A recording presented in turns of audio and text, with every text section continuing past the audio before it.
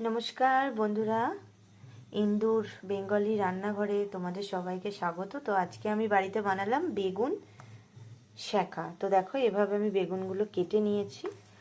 আর এখানে আছে দুটো কাঁচা লঙ্কা। তোমরা যেরকম ঝাল খাবে সেরকম মতো দেবে। আমি যদিও বেশি ঝালটা পছন্দ করি না, যার জন্য দুটোই নিয়েছি। তো দেখো, এখানে আমি গ্যাসটা জেলে দিয়েছি, কড়াই বসিয়ে দিয়েছি। তার মধ্যে আমি কিছুটা পরিমাণ অল্প একদম সর্ষের তেল ইউজ করলাম। এর মধ্যে আমি দুটো কাঁচা লঙ্কা দিয়ে দিলাম। তারপর আমি বেগুনগুলো দিয়ে দিচ্ছি। তারপর দেখো বন্ধুরা, আমি কিছুটা পরিমাণ নুন দিয়ে দিচ্ছি আর অল্প কিছুটা পরিমাণ জল, বেশি নয়, একদম সামান্য, যাতে করে অল্প করে সেদ্ধ।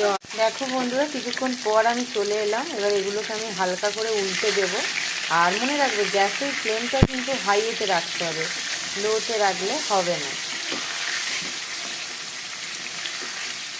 আর জল আর অল্প নুন দিয়ে কিন্তু ঢাকা দিয়ে দিতে হবে, তা নাহলে কিন্তু বেগুনটা সেদ্ধ হবে না।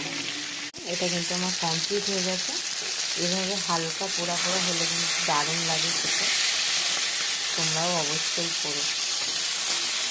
দেখো, এখানে আমি ধনেপাতা আর পেঁয়াজ কেটে রেখেছি।